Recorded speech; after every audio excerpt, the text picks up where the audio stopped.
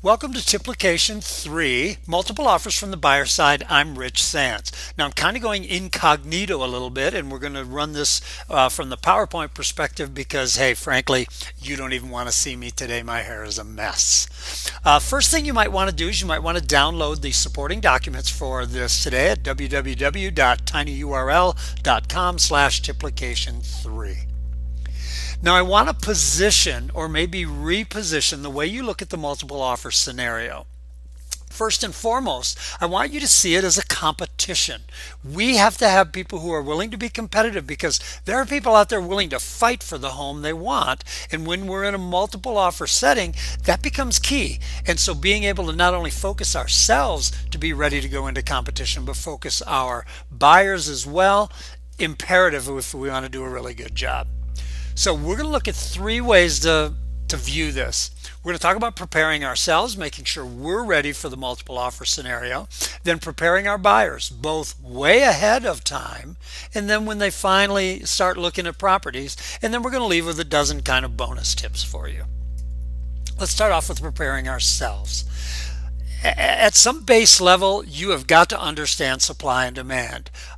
If indeed you're a little shaky on supply and demand, you can go back to Tipplication 2 and we talk about it a little bit, but you need to have a good handle on supply and demand. And when I say a good handle, I mean today, I mean right now. I mean if someone walked up to you and said, how's the market? You could tell them something other than, oh, it's good, oh, it's awesome, oh, it's whatever. Have a good handle on supply and demand. Understand that when supply starts to shrink, things change. And some of the things that change are the average sales price will start to go up. The days on market will start to go down. The sales to list price ratio, the percentage of list price at which homes sell, will start to go up. And if you're a fan of absorption rate pricing, you'll start to see fewer months inventory reflected in your absorption rate calculations. Now, I've included in your handout two forms that I love that have to do with absorption rates. And again, if you don't have a good feel for this, like the supply and demand thing, go back to Tipplication 2, take a good look at it because we go into a little more depth on how to use these two sheets. The one on the left, by the way, is your worksheet. The one on the right is a worksheet you can use with a buyer or a seller for that matter. Then get out and see the market. Preview properties. Take a peek. Takes you and I 4 or 5 minutes to go through a house. It's not like showing one. We can do it quickly. Next, number 2, prepare your buyers. I think there are two places to prepare your buyers. And the first one is in your marketing.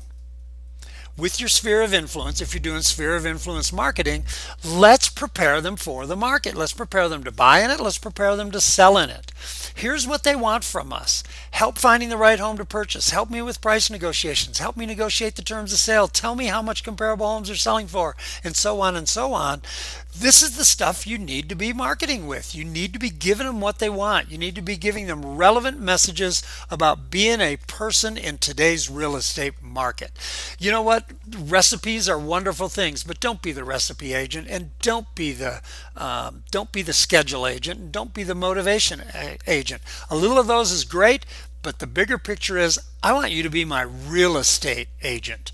And so if you can come at me and market to me in that sort of way, that's the message I get, that you're my real estate agent, you're doing a whole lot better. Now, a lot of ways we can do this. Newsletters are very effective with getting some of your points across. So are things like market reports. So are postcards that reflect things in the marketplace. Now, keep in mind that anything you can send to me, you can probably also send to me electronically, which is a lot cheaper. I don't have to pay postage. I don't have to do a lot of things when I send electronic mail to my peeps. I like a little mix. Some things actually in the mail that they can touch and feel, some things that are electronic.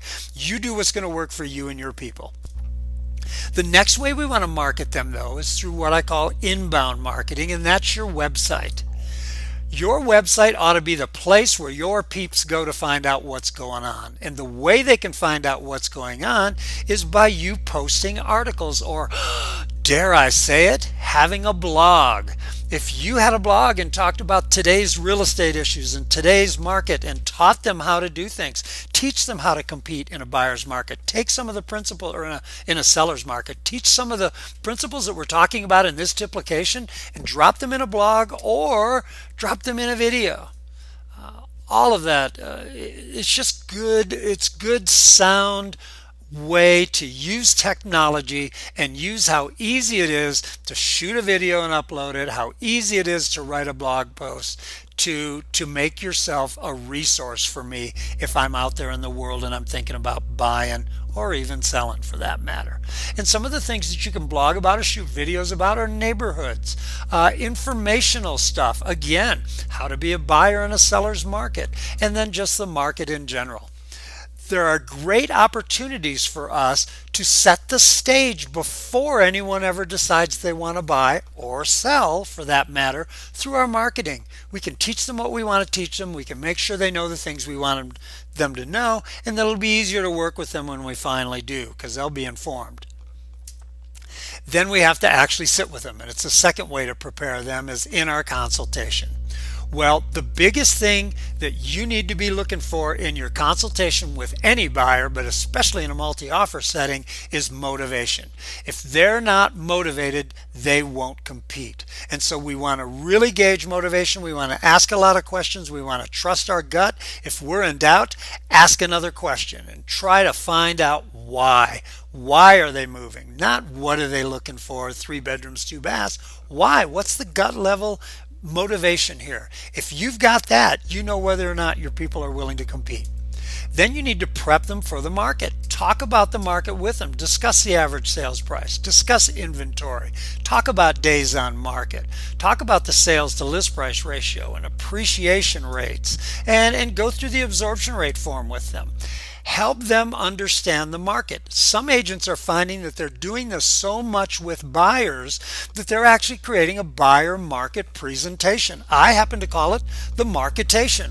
And that's what it is. It's a buyer presentation about the market. I'm spending as much time with my buyers talking about pricing in the market as I am with my sellers at this point, especially as competitive as it is here in the Denver area. Because your people must be competitive. Their goals have to be achievable. They have to be willing to compete, because you could be the greatest negotiator on the planet and you are not going to produce miracles for these people. So they have to compete. They compete as far as price and time frame and percentage of list price.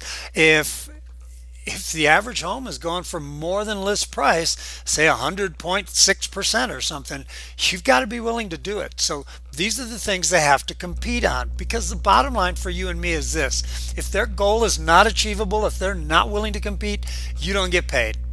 You just flat out don't get paid. And as much as I don't believe that any of us are only in this for the money, we sure do like to get paid for all the work we do. And get them to understand that buyers compete with buyers in the marketplace, not sellers. The seller's not the bad guy. So let's teach them that buyers, as a buyer, they need to be prepped, they need to be ready to go, and they need to understand that they're competing with the other buyers out there. The seller's not necessarily the bad guy or girl. So let's look at 12 useful tips. First, be realistic. If they're looking for a home in a sought-after neighborhood, they have to be aware that the winning offer may be higher than the list price. They got to compete, and that's real. That's where they have to be realistic, is if they're in a competitive market, they're going to have to compete. Next, prepare financing. Whether they're actually going to get a mortgage or whether they're paying cash, make sure they have all their ducks in a row. Next, pre-inspection. I know some agents that are having their buyers take inspectors with them on showings so that they don't get so caught up or swept up in the competitiveness of getting that property that they totally look past some obvious problems with a home. There are plenty of inspectors who will go out and help you with this for very minimal fee, in that it's not really taking them that long and they're not doing full-blown inspections. And by the way, if you choose to pre-inspect, understand that timing is critical. If you're in a competitive market, you don't have a lot of time, to be inspecting houses. You've got to be able to do this one pretty quickly. Try to discover the seller's needs. What we're wanting to do is when we get on the phone and we talk to that listing agent, we've got some questions we want to ask them. Now, I'm not going to read these to you because you could have downloaded them. They're on the list. It's at tinyurl.com/tipplication3. But I need to talk to the listing agent and I need to get a really good feel for what's the situation. You'll be amazed at what you can find out about sellers if you just ask a question of their agent. Next, we want to be flexible. Any flexibility a buyer can offer a seller has the potential to reward them tenfold. Write your best offer. Don't hope for a negotiation. Offer your best shot. Take it right up front. Make it attractive, maybe even above list price, but try to get a handle on putting your best foot forward, because if you're competing, that's going to be the reflection of what you're willing to do compared to what everyone else might do. Think about large earnest money.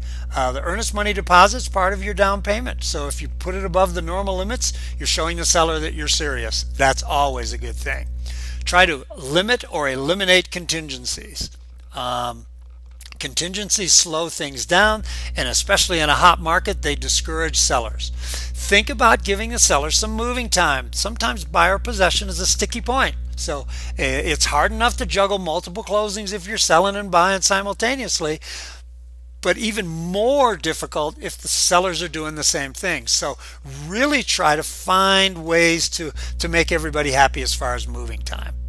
Add the personal touch. Now, it isn't standard practice in every market, but notes from potential buyers can humanize a transaction and tip the scales in their favor. And I've had this work for me numerous times. Next, don't overanalyze the other offers. You know what? If you take your best shot, there's no need to sit down and spend all this energy trying to figure out what other buyers are doing. If you love the property, you take your best shot, but you do it at your own pace. Don't overanalyze the situation. Focus on negotiating with the seller. While you're competing against other buyers, make sure that the other buyers don't become a distraction. Your actual negotiation is going to be with the seller. So we've just looked at 3 steps to multiple offers. Preparing ourselves, preparing our people, and then we've got some dozen bonus tips. I've had a lot of fun sharing this with you. Next week, we're going to talk about mobile presentations in the tip of the week. So remember, at any time you can go to the2minutetip.com, catch up on ones you've missed, or just go to my website at richsandseminars.com. Have a fantastic week, and thanks for tuning in.